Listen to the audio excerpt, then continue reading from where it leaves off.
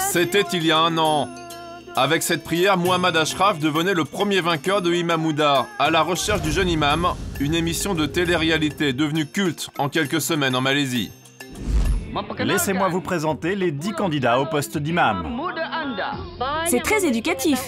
Cela forme de grands leaders islamiques. Première audience du pays dès sa première saison, cette starac religieuse repose sur un concept traditionnel de télé-réalité, faire concourir des milliers de candidats à travers tout le pays. Et sélectionner les 10 meilleurs pour ce concours télévisé au poste d'imam. Le vainqueur deviendra le porte-voix de l'islam idéal voulu par le gouvernement malais. Au sud de la Thaïlande, la Malaisie et sa capitale Kuala Lumpur. Une ville de gratte-ciel futuriste où les mosquées trouvent toujours une place. 60% de la population est musulmane. Engagé dans des luttes électorales serrées, le gouvernement malais actuel, pour rester en place, a tout misé sur l'islamisation de la société et Imam Ouda est devenu son arme fatale. C'est ici, dans la grande mosquée nationale, que Astro TV a installé ses studios.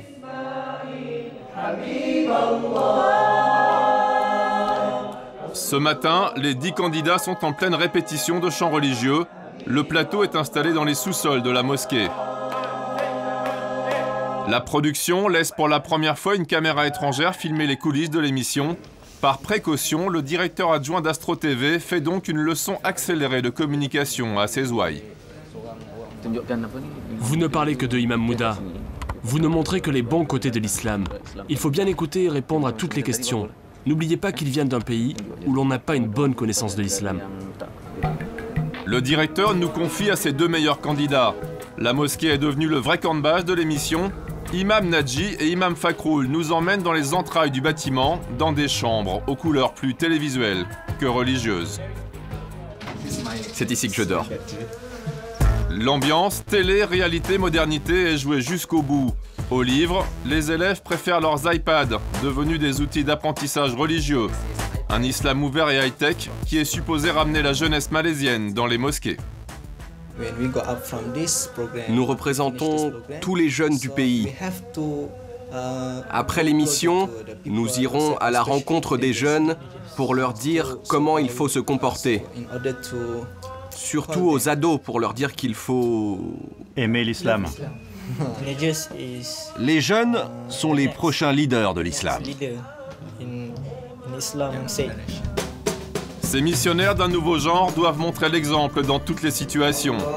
La production de l'émission leur fait donc passer les rites initiatiques du bon musulman. Préparer le corps des morts pour l'enterrement, abattre un animal de manière halal. Et ce soir-là, pour le 2e épisode de l'année, les 10 candidats sont même embarqués dans une traque aux avortements clandestins. Des images choquent, mais les Malaisiens semblent prêts à accepter ces leçons de morale en prime time. Normalement, je ne veux pas que mes enfants voient des images horribles. Mais là, je pense qu'ils doivent regarder, car ça les aidera à ne pas faire ces choses amorales plus tard. En regardant, ils vont trouver cela terrible, et ils ne suivront pas le mauvais exemple. Tous les vendredis soirs, les grandes filles des voisins viennent aussi regarder l'émission, et le cœur de la cible médiatique craque pour les candidats. Ils sont vraiment bons, et je les trouve trop mignons.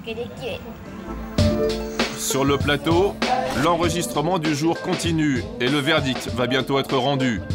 Tuan Asmawi, l'un des initiateurs de l'émission, est membre du jury depuis la première saison. Et pour lui, pas de place au hasard, car Imam Ouda est une affaire sérieuse. Nous sommes là pour identifier les bonnes personnes. Le public ne participe pas au vote, il n'y a pas de SMS. Notre jugement est académique, ce n'est pas une émission de divertissement. Un aveu sur la destination finale d'Imam Ouda. En Malaisie, tout ce qui touche à la religion est contrôlé directement par l'État, surtout les émissions de télé. La médiatisation des jeunes imams est la dernière expression d'une politique d'islamisation dont le bras armé est la police religieuse. Dans leur commissariat, les redoutables Jawi s'apprêtent à partir en mission. Parmi eux, quelques minutes après avoir abandonné son costume de juré sur le plateau de l'émission, Tuan Asmawi, qui a revêtu ses vrais habits, ceux d'officier de la police islamique. À la nuit tombée, le travail des Jawi commence. On s'en occupe. Merci pour la dénonciation. On vous rappellera. Un voisin vient de dénoncer une femme adultère, une affaire idéale pour la police religieuse. Il est 1h du matin, les Jawi se mettent en route. Ils sont les seuls à pouvoir intervenir dans les domiciles privés à n'importe quelle heure. Dès leur arrivée, les policiers mettent la pression. Bonsoir. C'est qui? Vérification des Jawi. Ouvre ou on défonce ta porte. T'as compris? Après 20 minutes de menaces, la femme cesse de résister et ouvre sa porte. Les Jawi se précipitent à l'intérieur et arrêtent l'amant présumé. Pour le juré officier Asmawi, ce genre de leçon de mœurs est indispensable. Il faut être marié, c'est tout. Ils sont sous le regard de Dieu.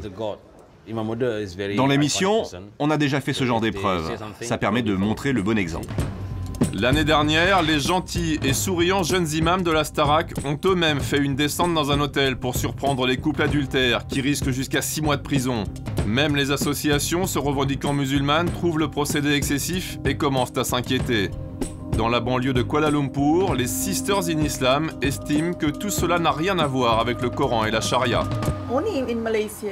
Il n'y a qu'en Malaisie que vous pouvez forcer la porte d'un domicile à n'importe quelle heure dans la nuit et attraper les gens en pyjama dans leur lit.